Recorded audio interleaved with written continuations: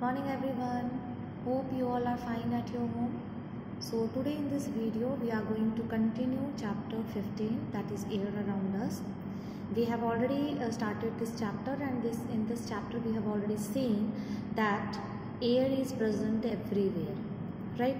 And number of examples also we have seen which makes us feel that yes, air is there, like leaves of the trees, they rustle, then clothes which are hanging outside on the wire, it moves, right? So number of examples are there which explains us or which shows us that air is present all around us, right? Now one activity was also there that which we have already seen, that if we make the firkis and if we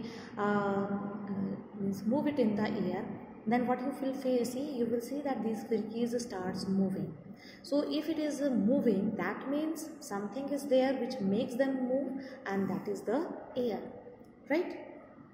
So we can not see the air, it is present everywhere, but we cannot see it, right? But we can feel it. Is it clear? And if it is moving, then we can feel it nicely, right? Now the examples, one more example is given, like the weathercock. You might have seen this type of device is kept at the top of the buildings, right, or houses, and whenever any wind is there, then what happens, it starts moving. So if it is moving, that means it shows that something is there which is making it to move. And what is that? That is the air, right? So this all explains that air is present everywhere. Now here so one activity is also we have discussed, that suppose if we take an empty bottle, that in that empty bottle, is there anything? So yes, there is something. And what is that? That is air. How we will test it, that whether air is there or not, because we cannot see it, right? It seems to be it seems to be empty for us. So this simple activity is there which proves that air is there inside the bottle. So what we have to do, we have to take a bucket full of water and then take the empty bottle. Now invert it, opposite turn kar lo, just bring the mouth downward, and then try to dip in this water. Now what you will find, that no water is getting inside the bottle. So why no water is going inside the water? Because something is there which is because of which the water cannot get inside. So what is that? That is air. Now to check out that this is air only, so what we have to do, just tilt a little. So when you will tilt the bottle a little bit, what you will find, the air which is present inside the bottle, it starts coming out. And when it comes out and escapes from the bottle, it comes out in the form of bubbles, which you can find in the water. And at the same time, you will find that as soon as the bottle is tilted and the bubble starts coming, some amount of the water starts getting inside the bottle also. Now this time, why the water is getting inside? Because some of the air has come out from the bottle and some space is there for the water to enter. So this activity explains that if the bottle is empty, it doesn't mean that it does not contain anything. Here the air is present. So this explains that air is present everywhere, right? Now this activity also explains that air occupies a space. So whatever space was there inside the bottle, that whole space was occupied by the air. So it fills all the space in the bottle. It is present everywhere around us, as we have seen.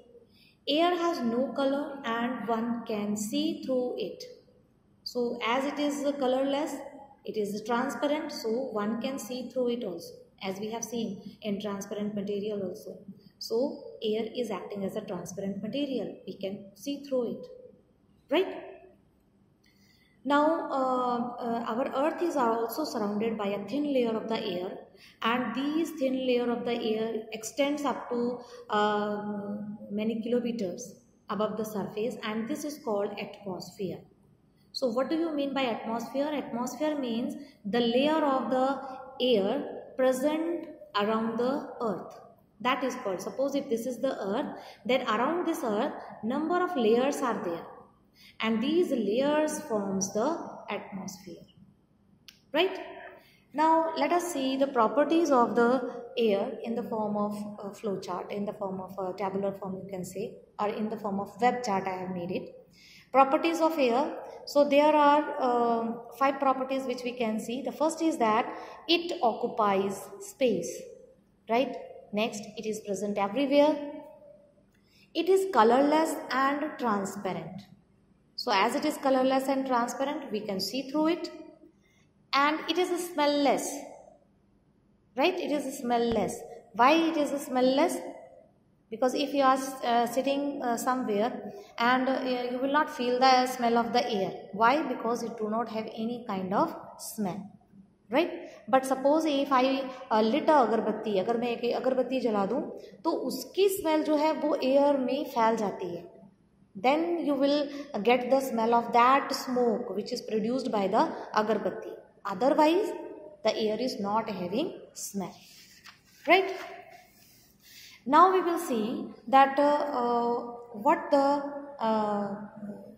what different components are there which are present in the air. So in the air, the following components are present. We will see one by one. The first is water vapor. So its presence in the air is important for water cycle, because water vapor is present in the air, and that water vapor only then goes up in the sky, convert into clouds, and then fall down in the form of rain. So this water cycle is possible because of this water vapor which is present in the air, right? Now the next type is the next component is oxygen. We all know that oxygen, it supports burning and it is needed for breathing. We all need oxygen for life, right? So we breathe oxygen, and burning is possible only in the presence of oxygen. The third component of the air is nitrogen. Nitrogen, it is the main component of the air, or you can say it is the major component of the air, because it forms high percentage in the air. It is present in high amount in the air. That is why it is called that it forms the major component of the air. Non-supporter of burning or combustion. It do not support the burning. If anything is burning, it will make the burning stop. So it is non-supporter. And this nitrogen is used for making the fertilizers also, which we are using in our farms, right? The next component is carbon dioxide. We all know about it. Carbon dioxide is also a non-supporter of burning. It causes suffocation if it is present in more amount. Suppose if you are in one room, and if in that room carbon dioxide is there, you will feel suffocation. What do you mean by suffocation? जो घुटन हमें महसूस होती है. So that is because of the presence of carbon dioxide. It is needed by the plants for photosynthesis. You already know about it, right? So it is very much essential for the plants for doing or for preparing their food. The next property, the next component is dust and the smoke. So smoke is produced by burning fuel. How this smoke is produced? So when we are burning different kinds of fuels, then smoke is produced. Like when we are burning wool, coal or cow dung cakes, right? Then smoke is produced. And dust particles, these are always present in the air. And how you can come to know, suppose if you are sitting in a room and if you will say that no, dust is not there in the room. So how you can find out that dust is there in the room or not? So what we have to do, just close the room tightly and just make a small lid, एक छोटा सा whole कर लो, and just try make a small light to enter the room. तो आपने देखा वहाँ पे ray of light नज़र आएगी, और उस रे ऑफ लाइट में बहुत सारे पार्टिकल्स आपको घूमते हुए नजर आएंगे. So that is the dust particles, right? And these smoke which are present in the air, these contains the harmful gases also, right? So these all are the different components which are present in the air. Is it clear? Okay, thank you. Have a nice day.